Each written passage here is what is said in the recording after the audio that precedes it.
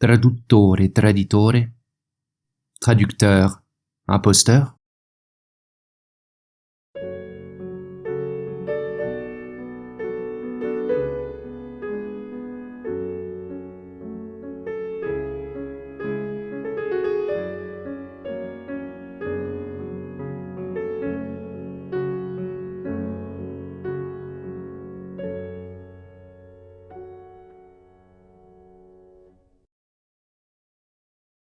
Que serait-il advenu si, aux lointaines et indiscernables époques antérieures à l'existence des hommes, miraculeusement leur prééminence sur le règne animal tout entier avait échappé à nos premiers ancêtres? Ne se fût-on pas alors courageusement battu, qu'à n'en pas douter quelque autre espèce nous aurait coupé l'herbe sous le pied? Cette dernière serait-elle toutefois allée dans sa progression plus magnifiquement au-devant d'un fiasco, ou bien eût-elle au contraire descendu gracieusement les avenues de ces métropoles du futur? L'ardeur à la tâche de la fourmi, l'astuce maligne du chat ou l'âme pleine de pondération de l'éléphant, l'irréflexion bêlante du mouton, le dévouement du chien, le zèle industrieux de l'araignée, que sais-je encore, aurait-il pu concourir à donner à notre planète quelque descendance plus harmonieuse? Semblable superespèce aurait-elle été moins bourrue, volage et irrésolue que la nôtre? Aurait-elle inventé des déités à son image, fondé avec similaire empressement ses religions? Son esprit aurait-il été à l'opposé autrement plus noble? Ou alors, comme le nôtre, peut-être, sans cesse tiraillé par la vive flamme de la connaissance? Qui sait? Nous ne pouvons, dans le meilleur des cas, que conjecturer à la suite de Clarence Day, auteur de ce court essai littéraire aux allures de bestiaire, ce monde simien. Retrouvez tous les liens en description de la vidéo. Préoccupons-nous sans plus attendre des grands fauves. Eux sont libres de toute disposition à la soumission. Les majestueux félins de la race des lions ont plus d'indépendance d'esprit que n'en sont capables les fourmis, et une dignité, faut-il aussi faire remarquer, inconnue des primates. Prenez maintenant l'âme du léopard, que jamais tyran ne saurait soumettre. Quels intraitables et inflexibles hommes léopards n'aurait-il pas donnés? Combien royalement aurait manifesté sa vigueur pareille culture? Une espèce civilisée tenant de ces grands félins aurait abondé en anachorètes et solitaires. Il ne lui aurait pas pris de taxer l'esseulé d'extravagance, ainsi qu'il est dans notre habitude de le faire, nous autres simiens. Cette espèce n'aurait pas le moindrement été crédule ni religieuse. Camelots et imposteurs auraient peu fait de dupes. Quels généraux ces félins n'auraient-ils pas produits? Quels irréprochables politiciens par-dessus le marché. N'allez pas doter de bipédie ces hardes de fauves. Ils n'auraient au fond été voisins du tigre qu'autant que nous du singe. L'évolution de leurs traits et de leur tempérament les aurait de beaucoup transformés. La petite tête plate du tigre aurait fait place à de clairs et lisses sourcils, et ceux épargnés par la calvitie auraient présenté une crinière séparée bien proprement en son milieu par une raie, tigrée de toute évidence. Leur gueule se serait faite plus gracile et délicate, et leur museau plus romain, tandis qu'ils sont aujourd'hui tout de férocité, alors ils auraient reflété fougue et grâce. Ils auraient été courtois et distingués. On ne se serait pas dans les rues de leur ville irrespectueusement bousculés. Pas d'attroupement. Rien de la détestable foule à l'entrée des bouches de métro. Représentez-vous qui mènerait le bal, pareille coterie évoluée de dames et messieurs. D'entre nous, êtres humains, combien peu sont élégants. Sans exception, eux tous auraient été des Pavlova. Anna Pavlovna Pavlova, 1881-1931, célèbre ballerine russe, tenue par beaucoup à l'époque pour la plus talentueuse danseuse classique. Proche en cela des fourmis et des abeilles, l'espèce féline est agitée. Elle est de tempérament nerveux. Jamais elle n'aurait pu, à la façon des super vaches, disons, faire preuve d'autant de calme comme de flegme. Soit elle eût présumément moins été portée à la démence que nous autres. D'équilibre fragile, troublée, elle a conscience des primates, à l'égal des éléphants. Les grands fauves sont, eux, plus lucides. Bien qu'excessifs au point d'entreprendre des cures de repos, ils s'en seraient nettement moins claquemurés à l'asile, lequel eût reçu davantage de furie que d'aliénés, qui plus est. Ils auraient calomnié avec aisance. Beaucoup plus immodérés dans leurs antipathies, ils n'auraient qu'à peine lié amitié. La leur n'aurait pas toutefois été moins que la nôtre insincère. L'amitié indéfectible est si peu naturelle aux hommes que, quand bien même ils s'en nourriraient une, elle ferait figure de cas d'école. Des amis de la trempe de Damon et Pythias échappaient déjà, que dis-je, dérogeant encore à la règle. Damon et Pythias, pythagoriciens, furent, dit-on, si dévoués l'un à l'autre, que le tyran Denis ayant condamné l'un d'eux au dernier supplice, et celui qui devait mourir ayant demandé quelques jours de délai, afin de pourvoir au sort de sa famille, l'autre se rendit caution pour lui, et prit l'engagement de le représenter, ou, s'il ne revenait pas, de mourir à sa place. Mais il revint au jour convenu, et le tyran, vivement frappé de cette fidélité mutuelle, les pria de l'admettre entière dans leur amitié. Cependant qu'est répandue la franche camaraderie, bien rare est l'inaltérable affection. Nous payons de retour ceux qui nous apprécient, et tenons le reste en aversion. Cette complaisance mutuelle ne repose pas pour la plupart sur de meilleures fondations. Et dire que sont réputés chaleureux ceux-là d'entre nous qui entretiennent pareilles relations. De super-hommes félins se seraient davantage inquiétés de propreté. Encore que pour une partie somme toute négligeable, nous, primates, ayons appris à nous tenir propres, il ne se trouve pas pour cela chez nous même jusqu'aux plus soignés pour estimer les savonniers. Et nous ne voyons pas aux manucures davantage qu'aux plombiers de prestige social. Une espèce féline aurait révéré semblable profession. J. le tigre de Courcy eût estimé que rien comme fabriquer du savon ou faire dans la plomberie ne serait allé à une classe de noble extraction sociale.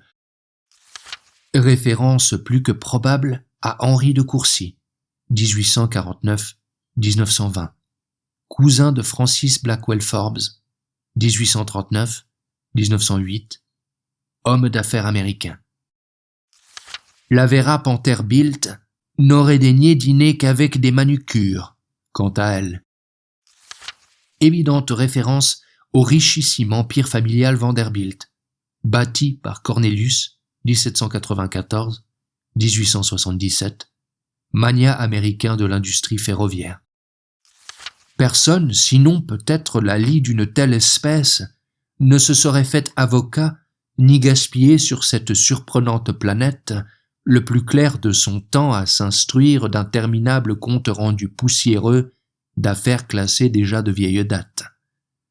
Nous, simiens, d'instinct vantons ces professions riches de chamaillerie et commérages. Mais il est question ici de la façon simienne, et non féline, de trancher les litiges. C'est grégairement, dans notre cas, en clique régimentaire, lorsqu'émince le risque encouru, que nous baroudons le mieux. Nous réprouvons pourtant le fratricide, habituellement, comme aussi tout combat singulier. Il en serait allé inversement chez les grands félins. Au contraire des singes embringués, lions et léopards s'affrontent nez à nez. Nous ne sommes pas nombreux à tenir à nous colleter pour de bon, à dire vrai. Nous adorons assurément la chicane. On se cogne et on se rosse bien de part et d'autre pour se gonfler. Seulement, Il ne se trouve chez les simiens du commun seul qu'un petit effectif de contingent qu'inspire l'hécatombe ou la mort. Nous ne nous faisons jamais autrement la guerre que par chauvinisme, esprit revanchard, devoir ou gloriole. Eût-elle, en attendant, pris supérieurement goût aux effusions de sang, une civilisation féline n'aurait rien eu à faire du devoir ou de la gloire. Promenant depuis la planète de ces super-hommes félins le regard sur la nôtre, saurait-on dire ce qu'il s'y verrait de plus invraisemblable? D'entre nos villes où, lors même que ne s'y commettent guère plus de 2 meurtres par jour et ne s'y cherche qu'à peine la bagarre, ne nous tient docilement par millions qu'une poignée seule d'agents de police. Ou sinon la manière dont en temps de guerre, conduit à contre-cœur en grande faction au carnage, nous versons d'autant plus de sang que n'en ferait jamais couler au mieux de sa forme le lion même le plus cruel. Que décontenancerait alors davantage quelques gentilshommes superfélins, de notre accoutumance à la boucherie systématique ou notre attachement fétichiste à l'autorité. Il est on ne peut plus raisonnable de juger d'une personne à l'aune des droits auxquels elle est résolue à sacrifier. Le privilège de se prendre au crin eût-il été remis en question, que bien vite nos super-hommes félins s'en seraient révoltés.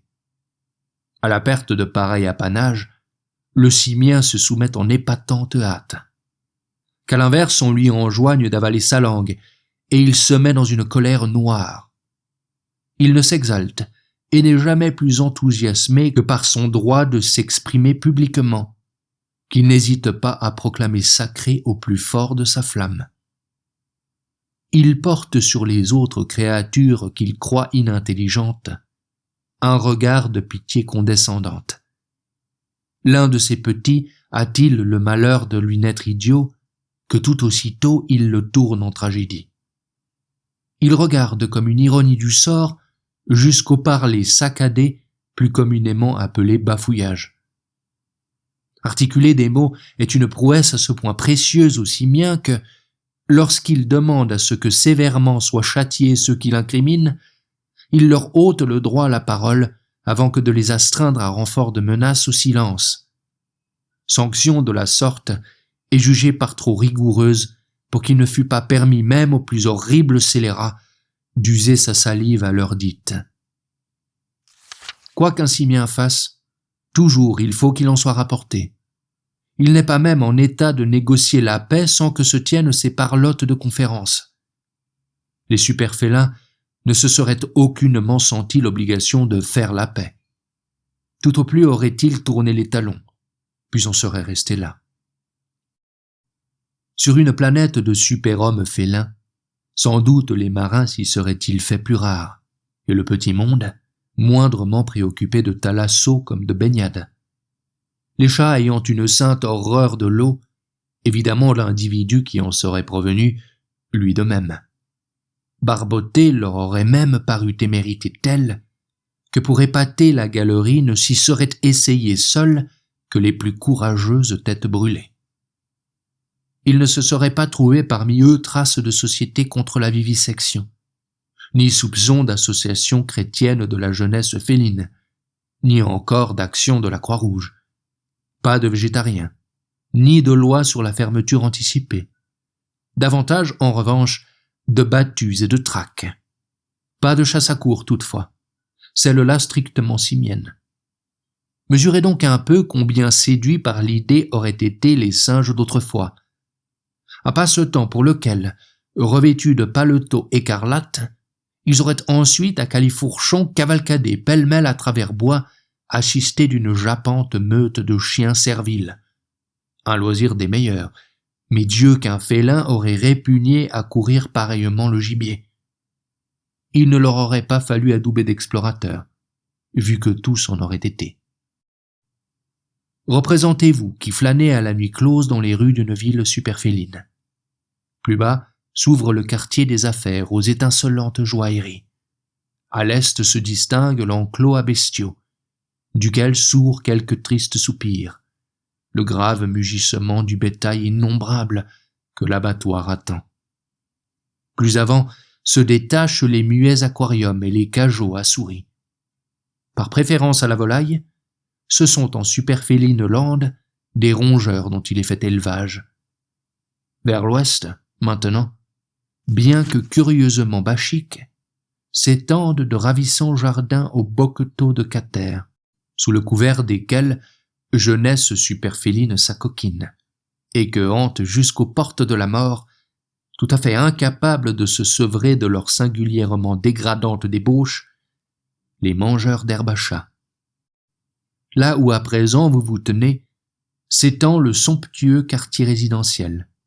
De partout, des maisons au seuil spacieux. Rien des accoutumés pâtés densément ramassés. La voie a été époussetée, pour lécher disons plutôt, sans rien laisser en désordre. Nulle part un bout de papier qui ne traîne, ni saleté, ni poussière non plus. Impeccable, la chaussée n'est qu'occasionnellement laissée nue, contrairement à la nôtre, recouverte à chaque angle de velours. Pas un bruit de pas alentour qui alors ne s'entende. Bien qu'il prenne aux résidents de ne jamais rentrer de la nuit, il ne se trouve dans les rues aucun éclairage public. Dans le noir ne se distinguent seules que les étoiles et les luminescentes prunelles des félines, des lestes et duveteuses minettes qui vous frôlent, ou de ces messieurs hérissés de moustaches. Gardez-vous-en autant que du scintillement de leur regard. S'ils sont en effet pointilleux, hautains, impétueux, ils ne manquent par chance pas d'être imbus d'eux-mêmes. Peut-être n'aiguiserez-vous pas leur attention. En irait-il différemment que s'en serait fait de vous? En un tour de main, ils s'offensent, ils abominent les inconnus, se moquent de l'hospitalité, et n'y repenseraient pas à deux fois si, rentrant souper, il était alors question de nous étriper tous deux. Raccompagnez-en un maintenant. Franchissez la porte. Ciel, mais quel éclat!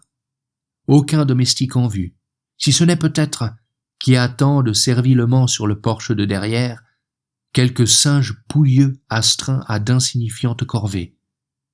Jamais, bien sûr, on ne les invite à entrer. Ils passeraient pour malvenus. Fauteuils luxueux, symphonie de couleurs, pans de soie et faste orientale. Par ici, la salle de bal. Minute. Que voit-on là dans le coin? La statue monumentale d'un chat triomphant d'un chien. Admirez la salle à manger, son exquis mobilier et son apparat. Puis dans l'arrière-cuisine, les fossets à lait chaud et froid, et ce bol en or pour la crème. Il vient quelqu'un. Chut! Me fut-il seulement donné de vous la décrire? Langoureuse, svelte et passionnée. Un regard songeur qui pénètre tout. Une foulée délibérément nonchalante. Une grâce extraordinaire. Serais-tu son amant, mon garçon? Alors tu apprendrais comme peut être parfois terrible l'amour. Combien capricieux, tranchant, combien ardent et violent. Pensez à ce qu'aurait su promettre l'art en de pareilles villes. Il n'aurait que peu donné de représentation comique, et jamais porté à la scène de pantalonnade. Les félins se prêtent peu au divertissement, lesquels font pourtant au cirque de remarquables acrobates, quoique de bien tristes clowns. En dramaturgie comme en chant, ils nous auraient été vraisemblablement supérieurs. Encore qu'arrêtés dans leur développement actuel au stade animal, le soir dans nos jardins les chats ne miaulent pas moins passionnément leurs couplets. Qu'alors on se figure ce qu'un Caruso, sorti tout droit d'être pareil, aurait dégoisé. Enrico Caruso, 1873-1921, ténor d'opéra italien et immense chanteur lyrique que sa réputation, tout comme celle de Pavlova, précédait jusqu'aux États-Unis. Ils n'auraient pas réclamé dans leurs livres d'issues heureuses.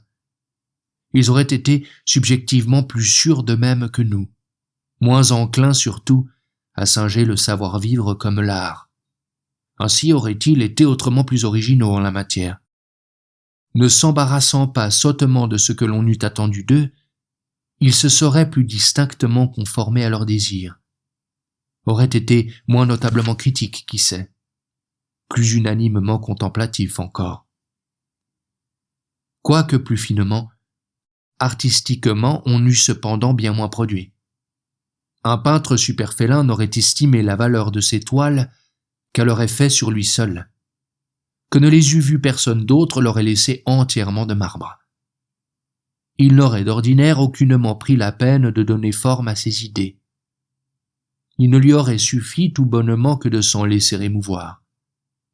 Les simiens aimant à se faire remarquer, avoir de l'idée ne les contente pas. Ils n'ont de cesse d'être aux prises avec leurs pensées qu'elles ne finissent par s'ébaucher.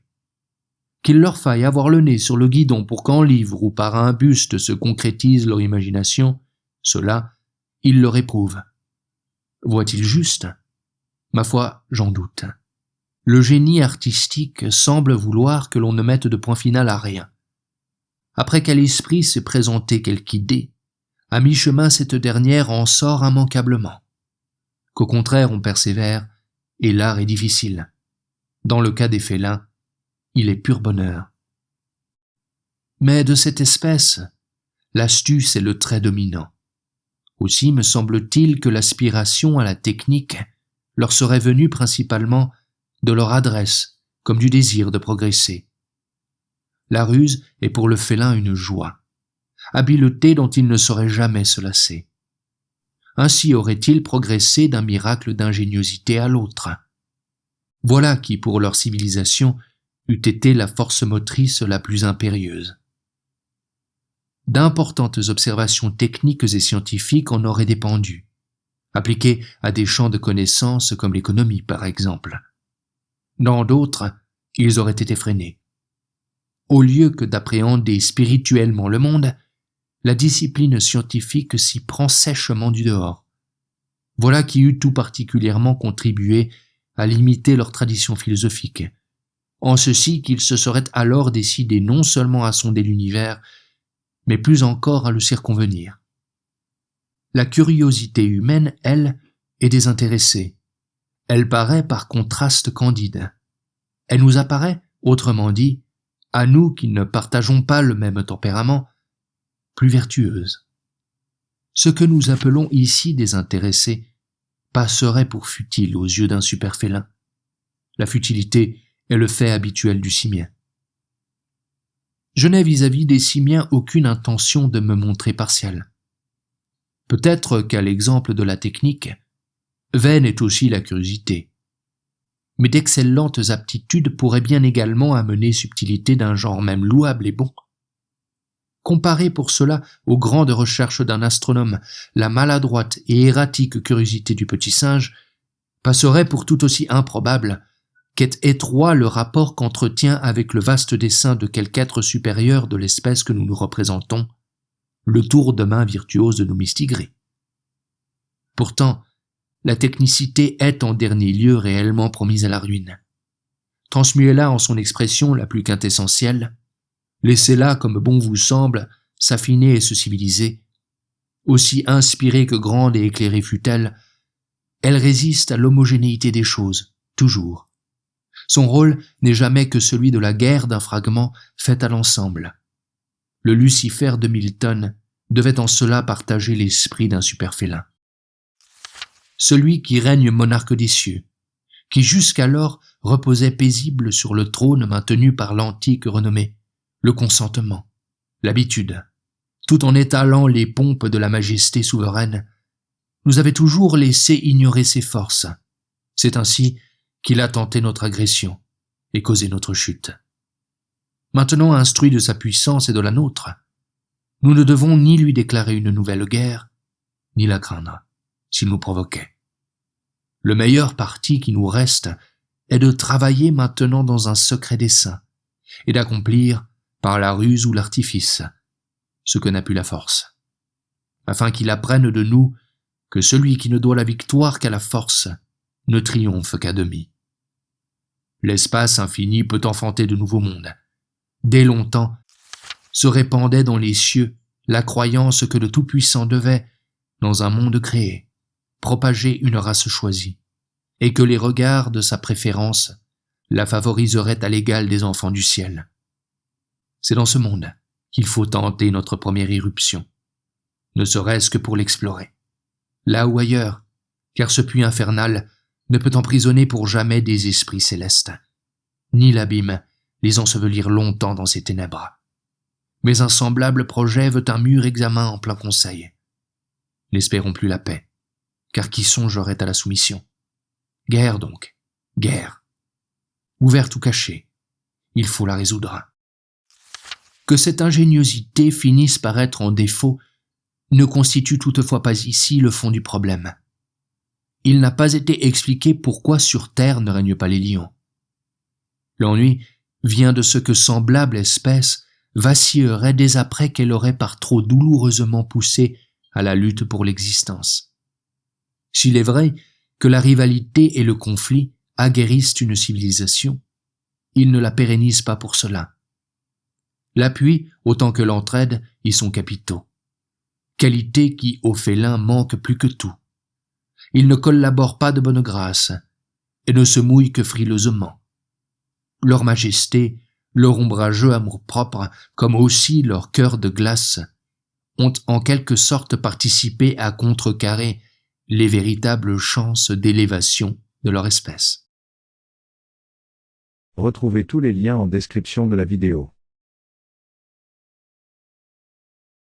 Fils de courtier et petit-fils du fondateur du Sun, il naît le 18 novembre 1874 à New York. Fortuné, sa famille est propriétaire d'une villa mitoyenne en plein quartier chic de la métropole et passe tous ses étés dans le Connecticut.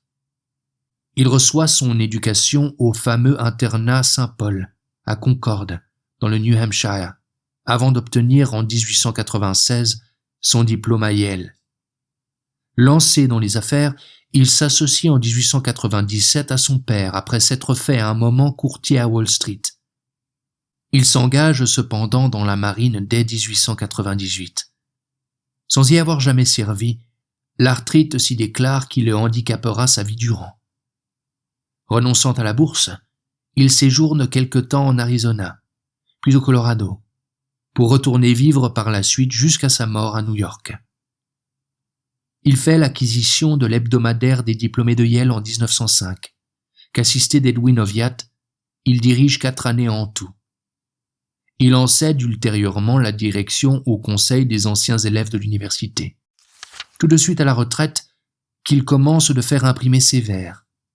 Il rencontre un succès tel qu'il se voit proposer les postes de directeur littéraire du Metropolitan Magazine et de collaborateur ensuite au New Republic.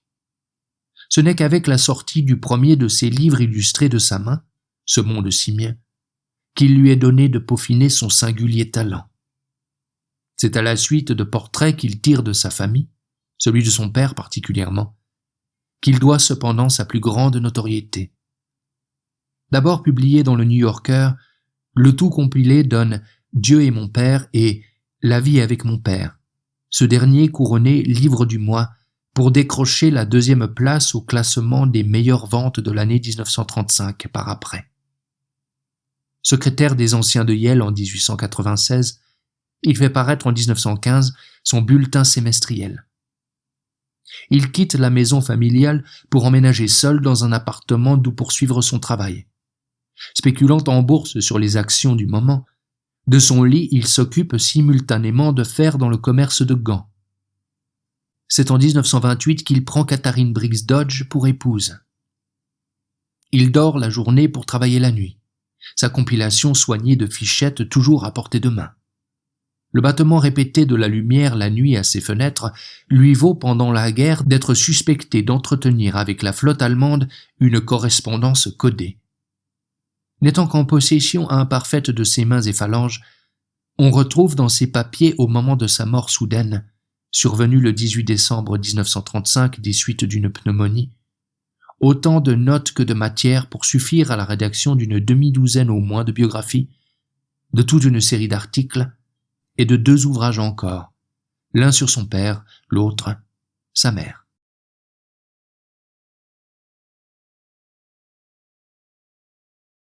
Retrouvez tous les liens en description de la vidéo.